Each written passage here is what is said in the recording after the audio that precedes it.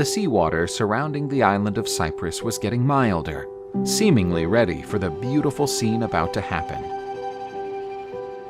From the waters, the one to be deemed the most beautiful of all goddesses started to emerge.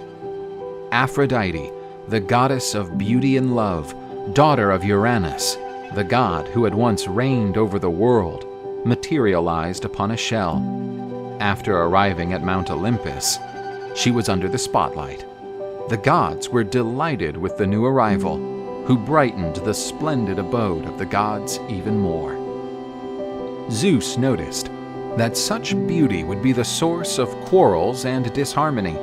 After all, Aphrodite awakened lustful feelings and pure envy in the gods.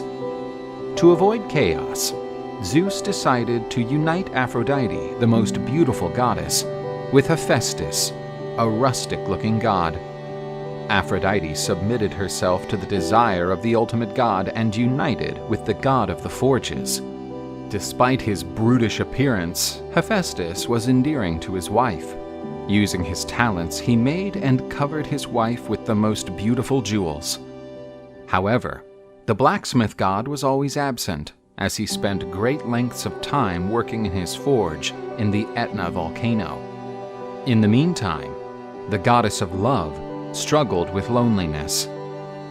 There was another god, known as Ares, the god of war, with a poor reputation. His unrestrained bursts of violence and thirst for blood turned him into a much feared individual by mortals, while also being repudiated by the gods. Even Zeus, his father, had no sympathy for the god of war. He picked Athena, goddess of wisdom and strategic warfare, as his favorite. But one goddess failed to resist the reckless approach and bad boy manners of the god of war. Her name was Aphrodite. Eris had a perfect athletic build and was stunningly beautiful. In Aphrodite's eyes, this contrasted with the god Hephaestus, a rough-looking and crippled deity, after he fell from Olympus when he was just a baby. Aphrodite was tired of being that lonely. It was when the fiery goddess of love heard the arrival of Ares, who had returned from yet another one of his wars. Staring at that beautiful, blood-drenched god, she got goosebumps, and she promptly offered herself to clean all that blood. Ares felt surprised. For a long time, not a single resident of Olympus showed him the slightest courtesy. The insinuating Aphrodite started her seduction ritual. Poor Ares didn't stand a chance against the powers of love.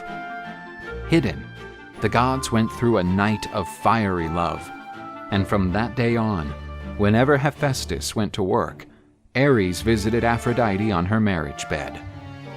To avoid being spotted by Helios, the personification of the sun and the #1 gossiper among deities, Ares ordered Electryon to guard the door of Aphrodite's room, warning him if the sun ever came by.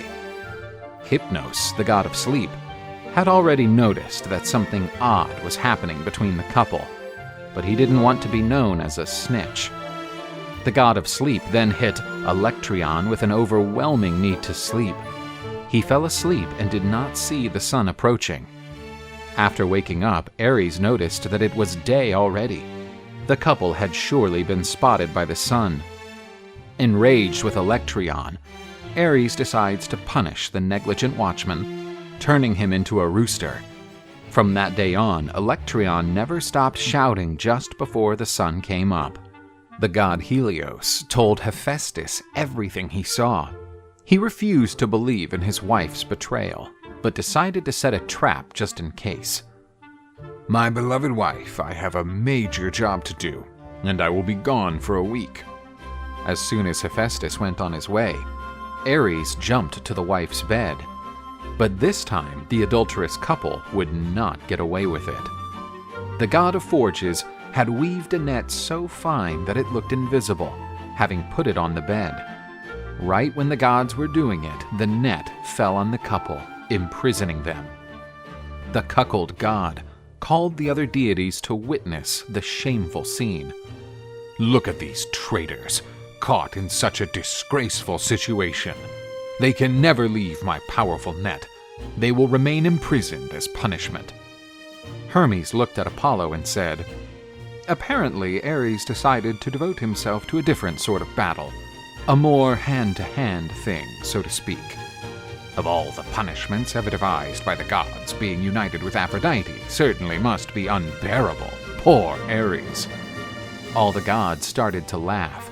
Ashamed and humiliated, Hephaestus decided to repudiate his wife.